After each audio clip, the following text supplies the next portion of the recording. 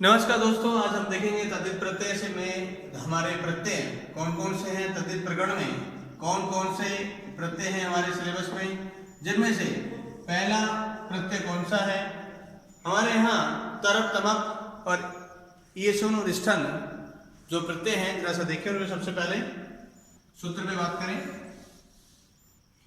सूत्र है द्विवचन विभज्य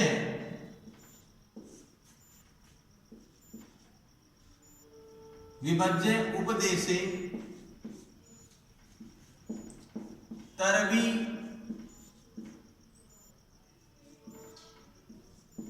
ईयसुन। आइए रस हम देखें ये सूत्र किस पे है और कहां पर है। मित्रों, एक हमारे यहाँ तरप प्रत्यय है और एक हमारे यहाँ ईयसुन है। तरप और ईयसुन दोनों का ये एक ही सूत्र है। कह क्या रहा है, द्विवचन विभज्य उपपदे तरप ईयसुनो। ईयसुनो कहा सब ऐसी स्थिति में ये क्या कहता है, बस कुछ चले फटाफट हम, ताकि ये फटाफट हो आपके यहाँ। कहा जब दो व्यक्तियों में द्विवचने विभज्य उपपदे, जब दो व्यक्तियों में से ऐसी स्थिति में जब दो व्यक्तियों में से किसी एक को विशेष बताना हो तो ऐसी स्थिति में तरप और ईयसुन प्रत्यय का प्रयोग होता है। तरप और ईयसुन प्रत्यय और दो में से एक को बताना हो तो तरप और ईयसुन प्रत्यय का प्रयोग होता है, नंबर एक। दूसरा, तरप और ईयसुन किसके साथ जुड़ता है, शब्दों के साथ। नंबर दूसरा क्या है कि तरप और ईयसुन प्रत्यय का जब प्रयोग किया जाएगा तो कौन सी विभक्ति होगी, पंचमी होगी। कैसा, तरप में से क्या बचेगा, तरप में से शेष तर रहेगा। ईयसुन में से क्या रहेगा, ईयसुन में से ईयस रहेगा, शेष ईयस बचता है। अब ऐसी स्थिति में ध्यान रखिएगा, इन दोनों के ही तरप और ईयसुन दोनों के ही शब्दरूप तीनों लिंगों में रहेंगे। तीनों लिंगों में, पुल्लिंग में पुल्लिंग की तरह, स्त्रीलिंग में स्त्रीलिंग की तरह और नपुंसक में नपुंसक की तरह। अब देखते हैं उदाहरण। का सब लघु शब्द है और तरप प्रत्यय है। पुल्लिंग में यदि इस पे बनाया जाए तो लघुतर है और स्त्रीलिंग में लघुतरा और नपुंसकलिंग में लघुतरा। हो गया हमारे पास। का सब ऐसी स्थिति में हम ईयसुन पे भी देखें। अब आप दीर्घ शब्द लगा करके दीर्घतरा और दीर्घतरम बना सकते हैं। कुछ विशेषता है वो ध्यान रखें। ईयसुन के लिए जब हम गए तो एक शब्द है प्रशस्य, ईयसुन प्रत्यय। अब आपको ये ध्यान रखना होगा कि प्रशस्य का एक तो श्रेय आदेश होता है, ठीक, और देखते जाएं, कोई मिस्टेक ना करें, ज्या आदेश होता है। ऐसी स्थिति में वहां क्या शेष बच रहा है, ईयस, और यहां भी क्या बच रहा है, ईयस, शेष ही बचता है दोनों में। अब सबसे बड़ी चीज ये है कि हम जब इसको देखें तो क्या बन रहा है वो देखें। ए और ई मिलाकर के ए, तो इससे तो क्या बन रहा है, पुल्लिंग में तो क्या बनेगा, और सबसे पहले चलते हैं नपुंसक लिंग में क्या बन रहा है। ये लो, ये है नपुंसक लिंग में ए ई बराबर ए बन गया नपुंसक लिंग में। स्त्रीलिंग में श्रीयसी और पुल्लिंग में क्या बनेगा? श्रियान, श्रियान। जबकि यहां देखें तो क्या बनेगा? बनाओ, क्या दिखाई दे रहा है? कसब जा का क्या आदेश हो रहा है? जय। अब यहां पर दोनों का क्या बन जाएगा? आ और ए मिलकर के क्या बन जाएगा? ए और ई, ए। तो ज्येष्ठ बनना चाहिए कि क्या बनना चाहिए? और वही सबसे बढ़िया है, यहां बन रहा है जयान बन रहा है। तो देखो क्या बन क्या रहा है, वही देखेंगे। यहां क्या बन रहा है? दूसरा और तीसरा।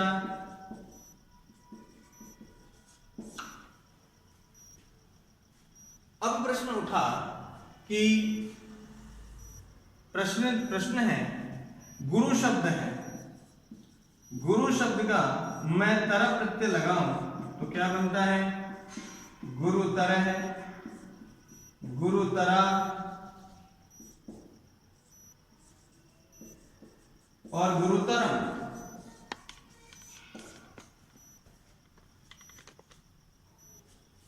बन रहा है।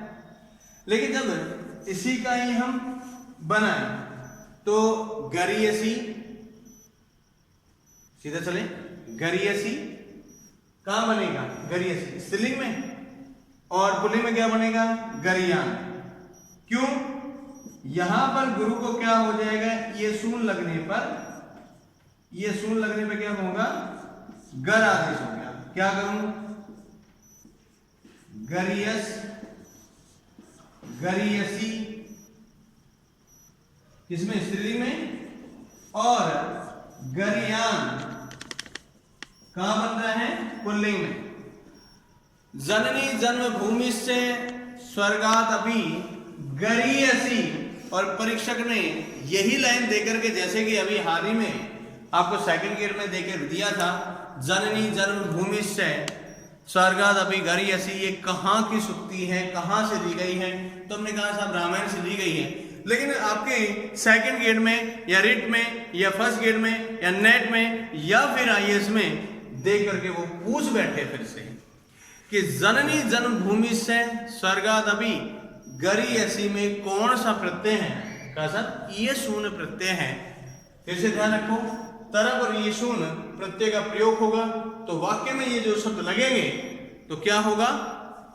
सीधा सीधा पंचमी विभक्ति होगी उस वाक्य में। दोनों में, दो में से एक को श्रेष्ठ बताने के लिए, अलग से निकालने के लिए, तो विशेष रूप से हम ये मान लें पंचमी विभक्तियां किस अर्थ में हो रही हैं? ना तो पृथक अर्थ में हो रही है यहाँ, ना ही उत्पन्न अर्थ में हो रही है। तो फिर किस अर्थ में हो रही है? तुलना अर्थ में। यहां तुलना अर्थ में पंचमी विभक्ति हो रही है। तुलना अर्थ में क्या हो रही है? पंचमी विभक्ति।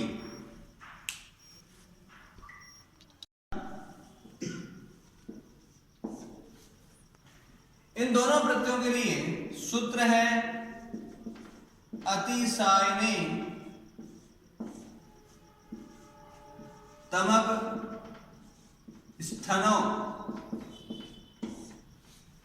सूत्र है अतिसायने, पै को क्या हो गया? बै, पै था क्या? बै, विष्टन। अब ये सूत्र कहता है, क्या कहता है? अतिशय मतलब का अर्थ क्या है? का सब समूह में से किसी एक को निधान करना। निधान का मतलब समूह में से किसी एक को निकालना।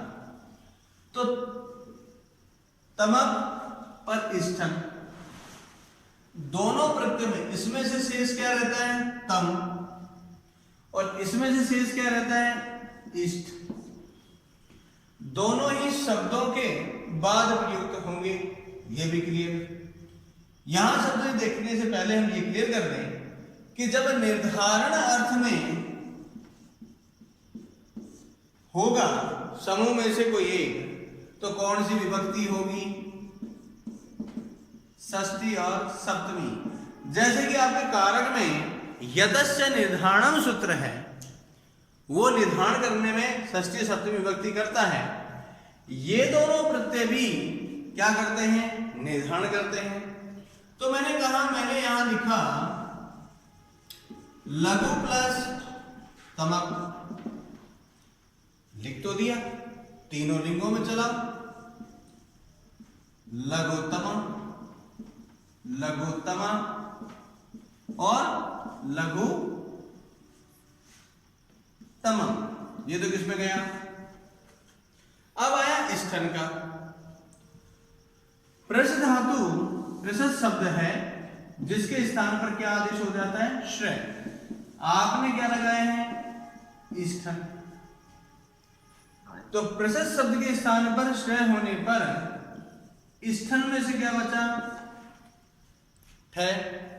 मिलाऊंगा तो क्या बनेगा, श्रेष्ठा, स्त्रीलिंग में श्रेष्ठा और नपुंसकलिंग में श्रेष्ठम। ये राम की तरह चलेगा, ये श्रमा की तरह और ये फल की तरह। ध्यान आपको रखना होगा कि कहां एक परीक्षक हमसे पूछ रहा है। श्रेष्ठ, श्रेष्ठा, श्रेष्ठम शब्द और तमक प्रत्यय या स्थन प्रत्यय का प्रयोग होता है तो वाक्य में निर्धारण होता है, ये पक्का है। जैसे कवियों में कालिदास श्रेष्ठ है, श्रेष्ठ है क्या, तो श्रेष्ठ शब्द के योग में कौन सी विभक्ति हो रही है, वहां समूह में षष्ठी एवं सप्तमी हो रही है। ध्यान रखिएगा। अगला प्रत्यय की बात करें हम तो एक तो है तल, पहले हमें प्रत्यय पे दें। एक तल प्रत्यय है और एक मतु प्रत्यय है। तल प्रत्यय का सूत्र है तस्य भाव है तल, तलो, और मतु प्रत्यय का सूत्र है तद अस्य अस्ति अस्मि इति। अब दोनों के दोनों ही प्रत्यय किसके हैं, तद्धित के हैं। ये सूत्र क्या कहता है, एक तो तल और एक त्वा, दोनों ही प्रत्यय तस्य भाव अर्थ में होते हैं। परीक्षा का ये प्रश्न बन सकता है सीधा सीधा से। अब आपको ये ध्यान रखना है कि त्वय प्रत्यय हमेशा नपुंसकलिंग में बनेगा, ना स्त्रीलिंग में, ना ही पुल्लिंग में। और तल प्रत्यय सदैव स्त्रीलिंग में ही बनता है, नपुंसकलिंग और पुल्लिंग में नहीं बनता है। चलना ही पड़ेगा आपको। ऐसी अवस्था में इसमें हम जाएं तो क्या होगा वो देखो। सबसे पहले त्वा, पटु शब्द है, त्वा प्रत्यय लगाया तो क्या बनेगा, पटुत्व, पटुत्व बन गया। एग्जामिनर वो शब्द कौन सा है जो एग्जाम देगा, गो शब्द, त्वा प्रत्यय गोत्वम। और तल प्रत्यय का कौन सा देगा, गो। तल प्रत्यय किसमें है बता रहे हो, स्त्रीलिंग में, तो गोता। और आपके और क्या दिया गया है, तल प्रत्यय लगाऊं तो बंधुता, और त्वय प्रत्यय लगाऊं तो बंधुत्वम। त्वय प्रत्यय लगा रहे हो, याद रखना नपुंसकलिंग में ही चलेगा, बंधुत्वम। इस तरह से कमजोरियां हमें ध्यान रखनी है। अब वहां बात करते हैं, क्योंकि वह सीधा सीधा वृत्ति उठा रखेगा। तद अस्ति, तद अस्य अस्ति और अस्मिन् इति, इति अर्थ में, यानी दो अर्थों में मतु प्रत्यय होता है। यह उसका है और यह उसमें है। ध्यान रखो कहां क्या करेगा एग्जामिनर, उसका ध्यान रखो।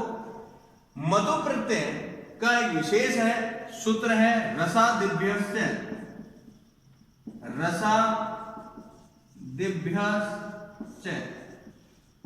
यह सूत्र भी क्या करता है, मतु करता है। ध्यान रखो किसमें आ चल रहा है, मतु। क्योंकि एग्जाम में यहां विशेष पूछेगा। इस सूत्र का क्या कहना है?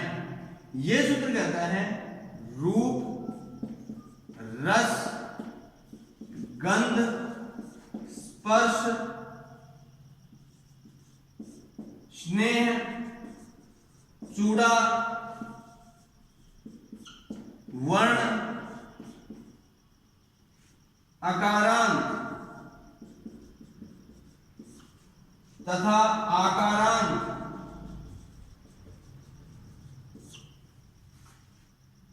शब्दों के साथ मतु प्रत्यय का प्रयोग होगा।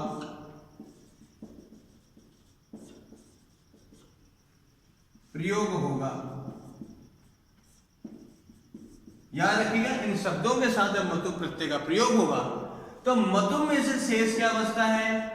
मत।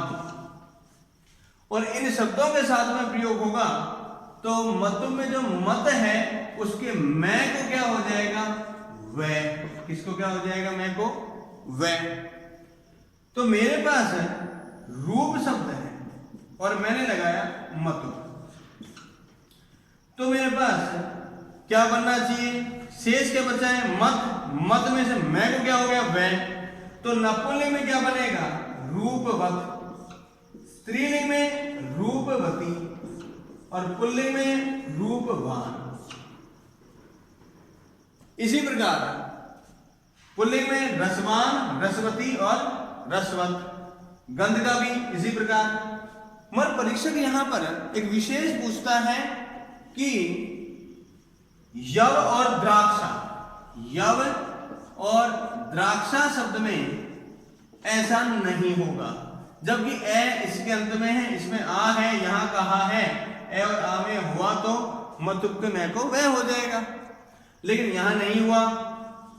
ये उदाहरण ध्यान रखने होंगे। क्या बनाऊं? यवमत, यवमती और यवमान, द्राक्षावत। परीक्षक इसमें एक प्रश्न हमेशा ही पूछता आया है, एक तो श्री शब्द के मतुब लगे तो क्या बनेगा? श्रीमान पुल्लिंग में, स्त्रीलिंग में श्रीमती, यहां ध्यान रखिएगा मती में बड़ी, और श्रीमत। ये ध्यान रखो कहां कैसे चल रहा है। श्रीमान, श्रीमंतो, श्रीमंता पुल्लिंग में चलता है। और इसी प्रकार से एक जो है शब्द दूसरा और है, गो शब्द है और मतुब प्रत्यय है। क्या बना उसका? गोमान, गोमती और गोमत। परीक्षक हमेशा ही यहां ऐसे ही प्रश्न और भी पूछता है। विदुष शब्द है और मतु प्रत्यय है, क्या बनाया जाए? विदुषमान बनेगा या क्या बनेगा? ध्यान रखो, हल्का सा भी आपने ध्यान चुके नहीं, वहां खेल खत्म। इसी प्रकार गरुत से क्या बनेगा? मतुप लगाओगे तो पुल्लिंग में गरुतमान, गरुतमती, गरुतमत।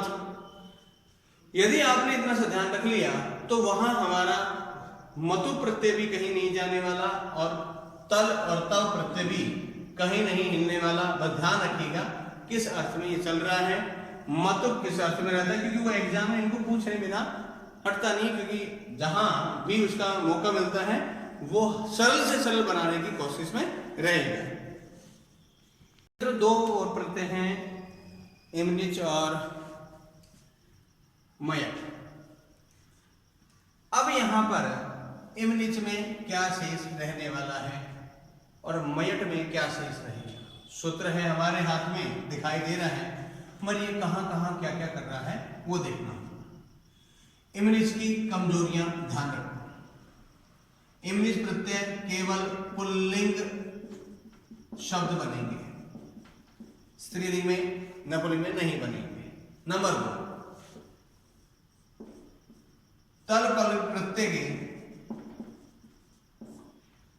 स्थान पर विकल्प से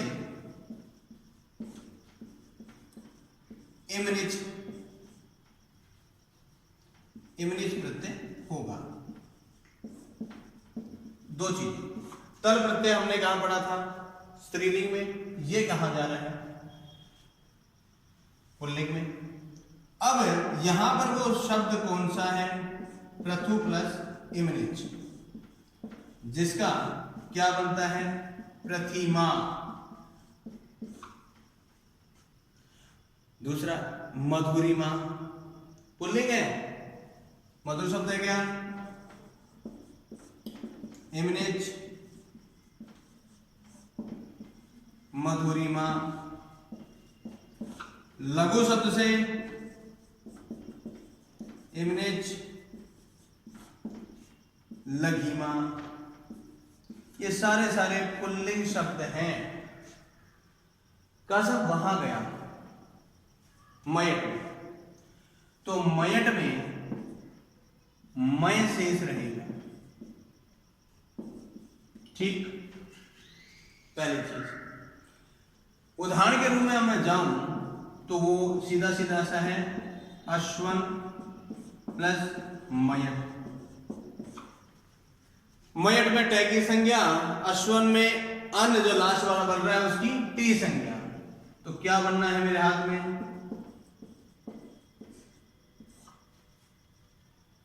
और रूप क्या बनेगा? अश्व मय। और ध्यान देखें, चर्मण मय।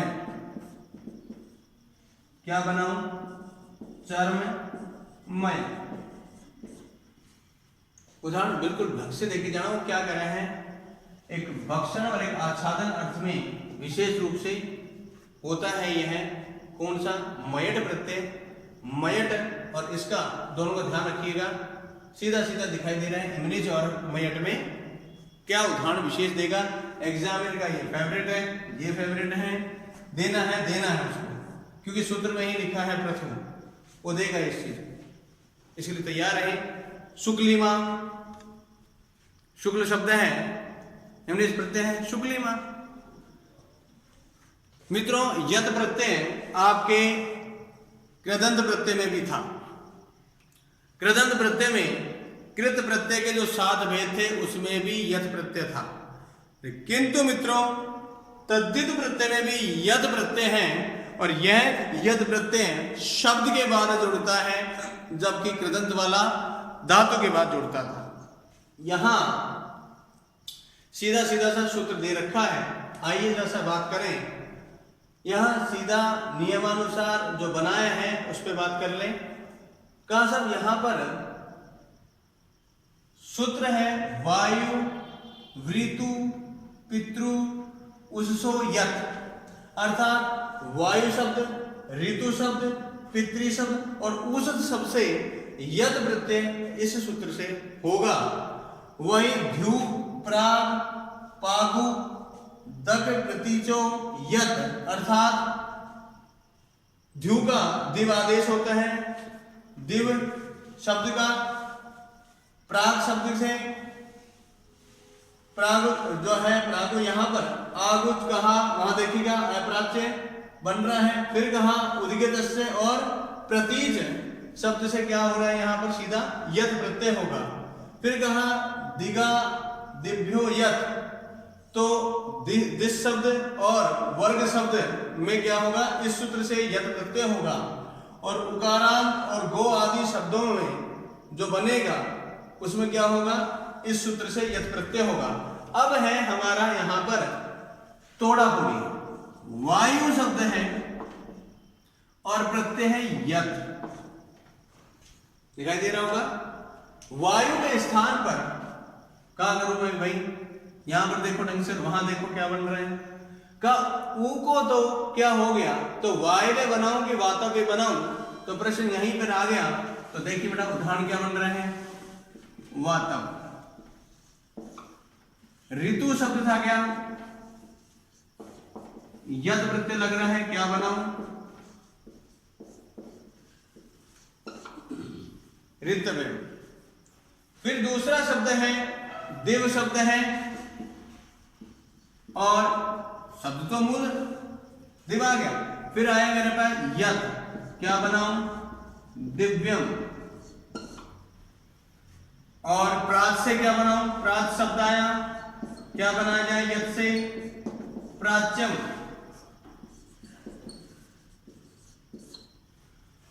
और एपास से है पाच्य, यत क्या बनेगा, अपाच्यम। उदित से क्या बनेगा, यत क्या बनेगा, उदिच्यम। और प्रतीत से क्या बनेगा, यत प्रतीच्यम। वही दिश शब्द से क्या बन रहा है, यत दिश्यम। और वर्ग शब्द से क्या बन रहा है, वर्ग्यम। गो शब्द से क्या बन रहा है, यत गव्यम। और नव शब्द से क्या बन रहा है, यत लगाऊं तो क्या बनेगा, नभ्यम। ये ध्यान रखिएगा, उदाहरण परीक्षक के सूत्रों के उदाहरण हैं, इन सूत्रों से वो है सीधा हमसे बात करेगा और पूछेगा। अब यहाँ पर वो 2-4 उदाहरण रखे जाएगा, क्योंकि वायु शब्द है और वो वात शब्द भी रखे जाएगा। यदि आपने ध्यान नहीं दिया तो निश्चित रूप से वो आपसे गलत हो जाएगा, इसलिए विशेष रूप से इन्हें ध्यान रखिएगा। पितृ शब्द से आ जाओ, वो क्या करना चाह रहा है, यद से पितृ बना। आपको ये ध्यान रखना है कि वहां का क्या शब्द बन रहा है जिससे कि वो कार्य हो रहा है। वही कहा साहब, यहां पर उष्य है तो उष्य बन गया। और ऐसी स्थिति में इन चारों सूत्रों को और इन उदाहरणों का ध्यान रखना जो एग्जामिनर आपसे पूछ सकता है। 2 और करते हैं आपके, नय और ईय। नय च छ जय जय ईय, और यहाँ ईय। यहां न में क्या शेष रहेगा, न में शेष न रहेगा, और ईय में शेष क्या रहेगा, ई। हो गया। अब यहां पर जरा सा देखें, ये कह रहा है स्त्री पुंसाभ्याम नय स्नेहो भवनात्। स्त्री में नय और पुंस में स्नेह। लेकिन प्रश्न यहां है कि उदाहरण क्या है। कहा साहब, पहला है स्त्री शब्द में नय लगेगा और पुंस शब्द में ये लगेगा, तो स्त्री ने क्या बनाऊं, स्त्रीण। और पुंस शब्द से क्या बनाऊं, क्या साहब कौन सा शब्द है, सबसे क्या बनाया जाए, स्नेह धातु, स्नेह प्रत्यय। यहां पर आपने क्या बनाया, पौंसन शब्द है हमारे, और सीधे सीधे वो बना रहा है। थोड़ा सा ध्यान रखना होगा। यहां पर हम बात करें तो दक्ष शब्द और दशरथ शब्द, इन दोनों के ईय प्रत्यय लगाएं तो तदितार्थ सामादे सूत्र से क्या हो गई, आदि वृद्धि। आदि वृद्धि होगी, इसमें से क्या बच रहा है, ई, तो दाक्षी।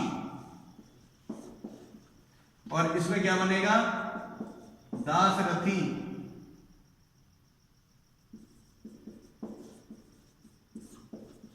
ध्यान रखिएगा क्या बना क्या रहा है, परीक्षक को ध्यान रखिएगा, क्योंकि वहां पर हमसे सीधे सीधे पूछे जाएंगे कौन से प्रत्यय हैं, और ऐसी स्थिति में सूत्रों का ध्यान रखना होगा। अब प्रश्न यहां है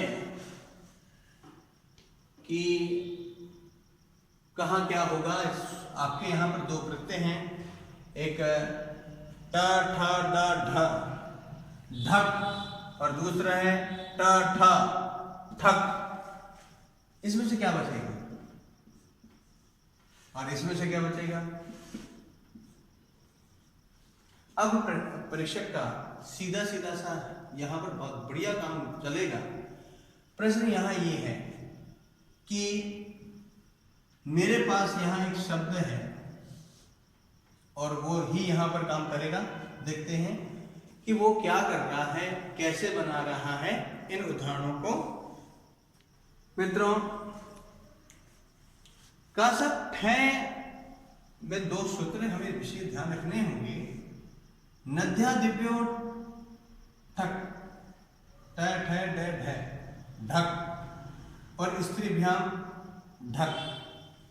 उदाहरण हम यहां जो देख रहे हैं उन पे फोकस करना होगा, क्योंकि यहां पर नदी शब्द है और ढक प्रत्यय लगा है, और यहां पर ढक को ये ए कैसे बन गया?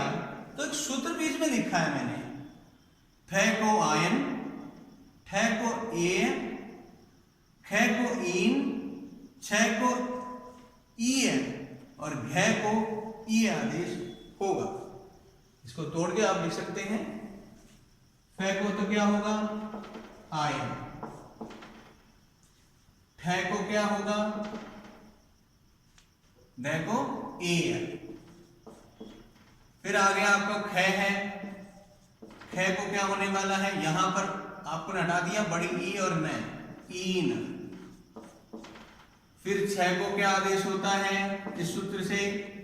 छह को यहां तक आप आए थे, अब ई है, दीर्घ ई है, ई है। और अब क्या बच गया आपका? घे। घे को क्या होगा? ई। इस प्रकार से आपके पास में ये पूरे मिले हैं। अब जरा सा देखें इसको और फिर काम करें। नदी शब्द था, ठग प्रत्यय था, ठग में से टा ठा डा ढ, ढग प्रत्यय, ढंग से देखो, ढग प्रत्यय है, ढग में से ढ बचा, ढग को क्या हो गया? ते। मिला तो दे, लेकिन आधी वृद्धि भी की आपने, अभी भी सूत्र बताया मैंने, तो उसे ए कर लिया, तो क्या बना आपका? नामदेव। दूसरा मई शब्द था क्या? आपने लगाया ढक, क्या बनेगा? महायम। और वाराणसी शब्द है क्या? वाराणसी। ढक लगाया तो क्या बना? वाराणसेयम। इसी प्रकार वनिता शब्द है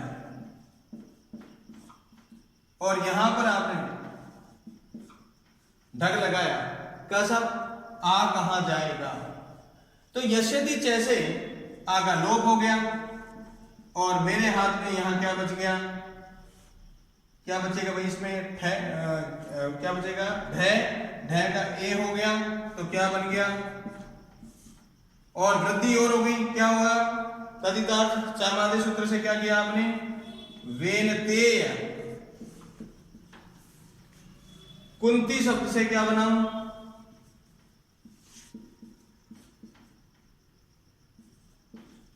कौनतेय। और राधा शब्द से क्या बनेगा? राधे।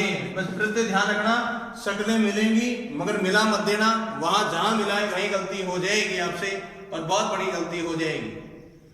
कहा साहब ये सूत्र क्या करता है? यहां बनता है रेवते।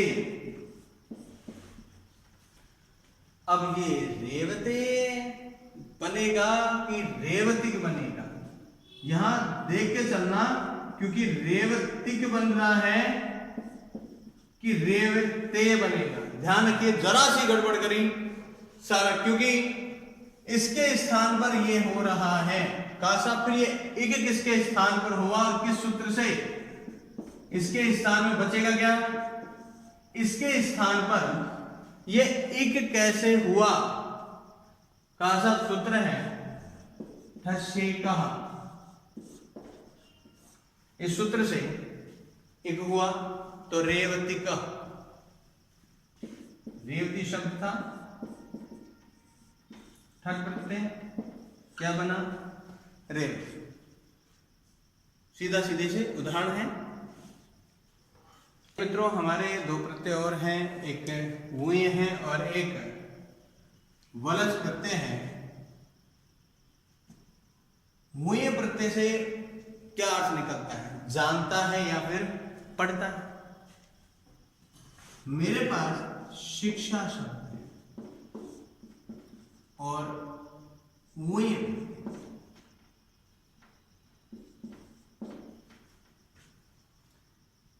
यशदी जैसे गए आप, स्थिति मेरे हाथ में क्या बन गई?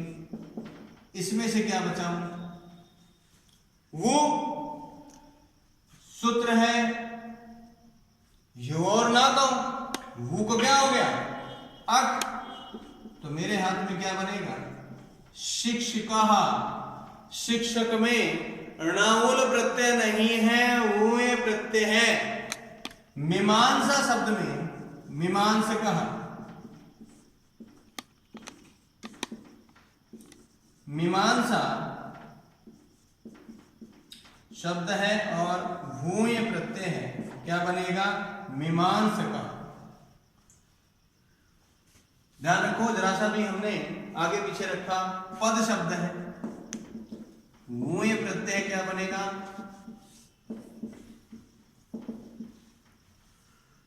पता वहां चलते हैं। वलज प्रत्यय का मूल प्रत्यय क्या है? डवलच। ये कहता है कि नड़ और वलज प्रत्यय लगेगा तो क्या बनेगा? वलज। लय बच रहे। अब जरा सा मैं एक बार याद दिला दूं, चाहे की इत संज्ञा हलंतम से और डय की इत संज्ञा छोटू से वल बच गया। इसी प्रकार से यानी हम जरा सा भी यदि देखते हैं तो निश्चित रूप से हमारा काम होगा।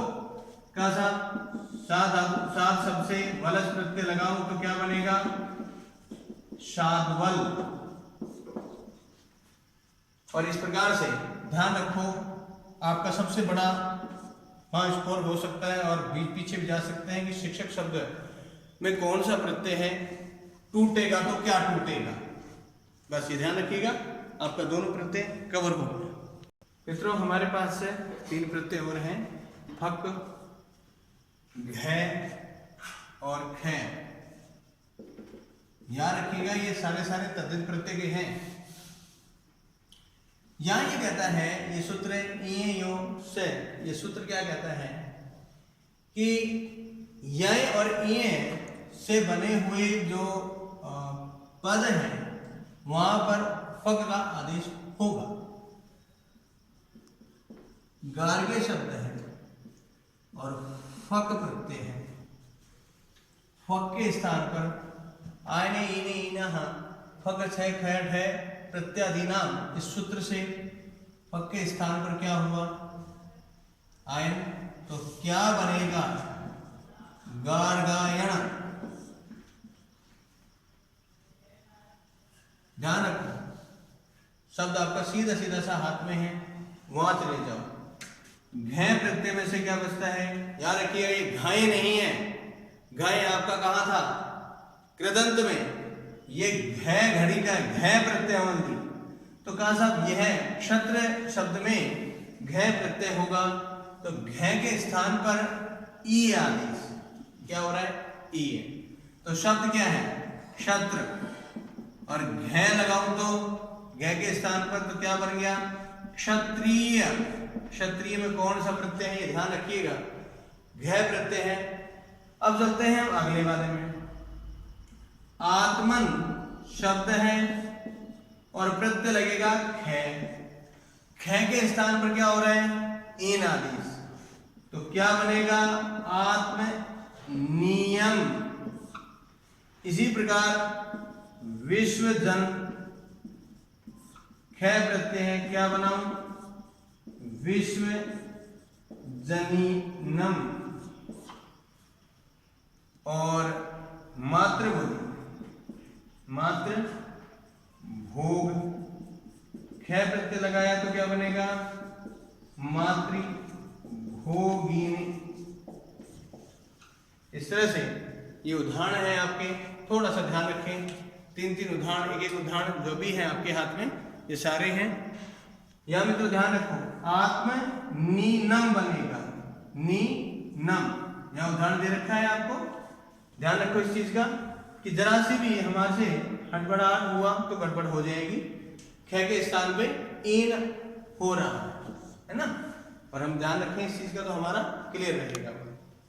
तो एक प्रत्यय और है आपका संयंग, मूर्धन्य कैसा है? ये सूत्र कहता है कि भाव अर्थ में क्षय प्रत्यय हो, शेष क्या बचेगा? ये गायब, ये गया, क्या बचा? ये कहता है वर्ण यानी कलर, वर्ण यहां अर्थ क्या है? कलर का, और दृढ़ शब्दों में यह प्रत्यय होगा। मेरे पास शब्द है शुक्ल, शुक्ल शब्द है और मैंने ये लगाया है, क्या बनेगा? आदिवृद्धि तदिते चामादे सूत्र से, और क्या बना? शोकल्यम। दृढ़ शब्द था और लगाया इसको, जब इसको वृद्धि किया तो क्या हो गया? आर, और क्या बनेगा? आधा तो क्या बनेगा? दार्ढ्यम। उदाहरण तो ध्यान से देखें क्या बना रहा है परीक्षक। और ऐसी स्थिति में आपका तद्धित प्रत्यय यहां पर आपका हुआ। अब स्त्री प्रत्यय में हम देखते हैं। स्त्री प्रकरण वे जो कि पुल्लिंग शब्दों को स्त्री में बदलते हैं हमारे, वे प्रत्यय का सब स्त्री प्रकरण में स्त्री प्रत्यय होते कितने हैं? 8 होते हैं। कौन कौन से? टा, डा और चा। ऋणीन, ऋणीन, ऋणीस, ती और ऊय। अब जब हम बात करें टा प्रत्यय, तो सूत्र है आजा टा, टा। ये सूत्र कहता है आजादीगण आने वाले ए अंत में जिसके ऐसे पुल्लिंग शब्द में टा प्रत्यय हो। उदाहरण है अज प्लस टा, पै की संज्ञा हलंतम से और टै की चोटू से आ इसमें बचा तो क्या बना? इसी प्रकार चटक शब्द से टा, चटका। सीधा सीधा हमारे पास उदाहरण है कि हम इसका बना लिया। अब हमारे पास में एक एक देखते जाओगे, जैसे जैसे वैसे वैसे बनेगा। नींद पे आओ, हम डापे भी जाएंगे, पहले हम 3 ले लें, उसके बाद में चलते हैं। कैसा नींस है, ये रहा नींस आपकी। और कुछ सूत्र है यहाँ। नंबर 1 उगी तस्य, उगी तस्य, जिसका उदाहरण है भवती, भवत, या क्या करूं? नीप, नीप करते ही क्या हुआ? भवती।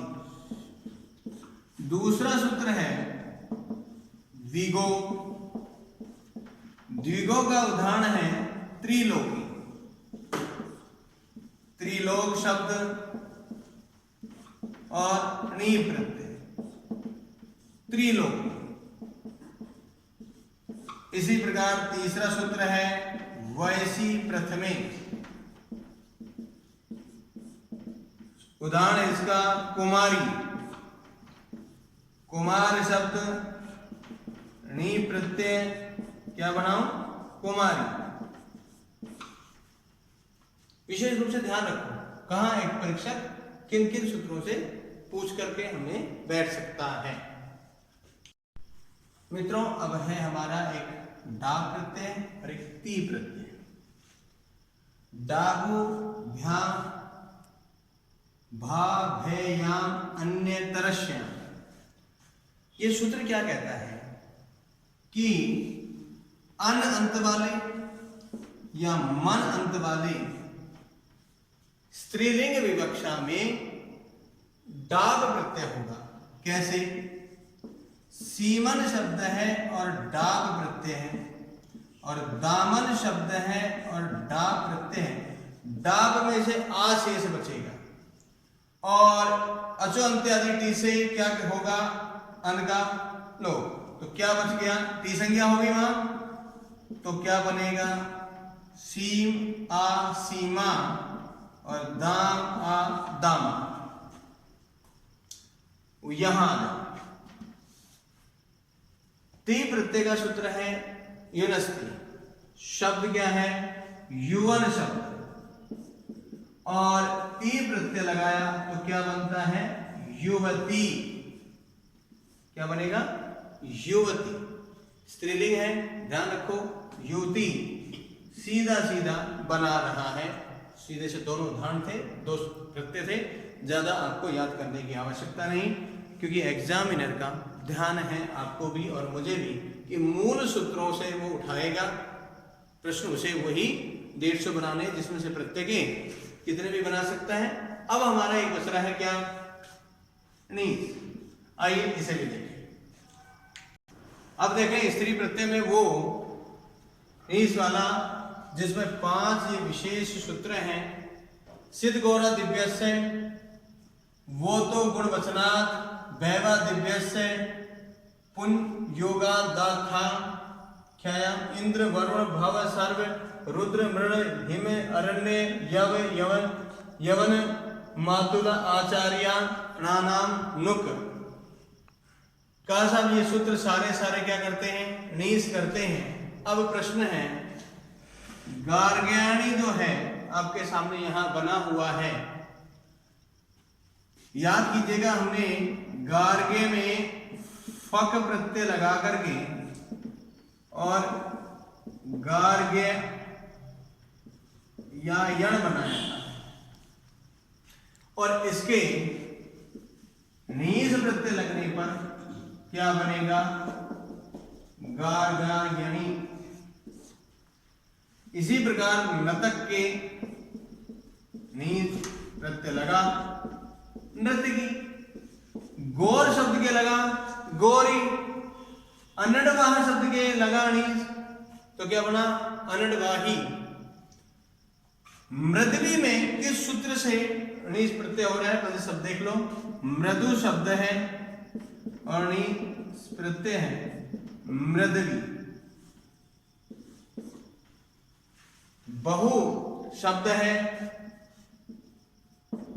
नीस प्रत्यय है बहवी। यूं भी लिख के दे सकता है, यूं भी बना देगा बहवी। गोप गोपी में किस सूत्र से हुआ है? ये ध्यान रखना होगा, क्यों सूत्र देके पूछ सकता है। गोप शब्द है, नीस प्रत्यय है गोपी। इंद्र प्लस नीस इंद्रियाणी। वरुण शब्द से नीस प्रत्यय वरुणी। भव शब्द से भवानी। सर्व शब्द से सर्वाणी। रुद्र से रुद्राणी। मृण से मृणानी। हिम से हिमानी।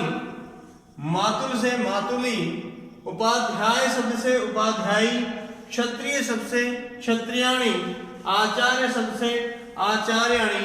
इस प्रकार से नीस प्रत्यय के आपके ये प्रत्यय हैं। मित्रों, प्रत्ययों की कहानी तो हमने सुनी, आपने भी पढ़ा, सब कुछ है, मगर कहानी ये है कि प्रत्ययों को पढ़ते समय तुलनात्मक पढ़ना। तुलना कौन क्या कर रहा है, जैसे एक जैसे लगते हैं, या शिक्षक बनता है या कारक बनता है। ढक है और ये ठक है, ये वून है और ये नउल है। प्रत्ययों को ढंग से ध्यान रखोगे तो यदि तुलनात्मक पढ़ोगे तो जल्दी याद होगा, क्योंकि यहां शिक्षक बनता है और यहां कारक बनता है, यहां कृदंत प्रत्यय में है जबकि ये तद्धित प्रत्यय में है। यदि हम यूं पढ़ेंगे तो निश्चित रूप से हमारी सफलता है। और आपका प्रत्यय जो है वो आप देखें, स्त्री प्रत्यय के आपके पास हो गए हैं। इस वीडियो में आज हमने तद्धित प्रत्यय पढ़े हैं और स्त्री प्रत्यय पढ़े हैं। स्त्री प्रत्यय हमारे 5 ही थे। कौन कौन से? टाक, डाक, नीप, नीस और ती। वहीं पर कृदंत जो है तद्धित प्रत्यय जो हमारे जो सिंपल से रहे हैं वो तो है ही हैं, फिर विशेष रूप से क, छ, ठ, ठक, ठे और तरप, तमप, स्तन, ईशून, इमनिज आदि जो प्रत्यय हमने पढ़े, इन प्रत्ययों को एक बार ढंग से देखिएगा कौन सा सूत्र है, कौन सा विशेष उदाहरण है। उदाहरण तो बेटा इनके और भी बहुत सारे हैं, मगर एक समस्या ये है कि परीक्षा की सबसे ज्यादा उस उदाहरण को पूछता है जो सूत्र का मुख्य है। हमने मुख्य सभी वो उदाहरण पढ़े यहाँ और हमारा इसी प्रकार हुआ। आप मेहनत करते रहें और मैं आपके साथ लगा रहूंगा लगातार।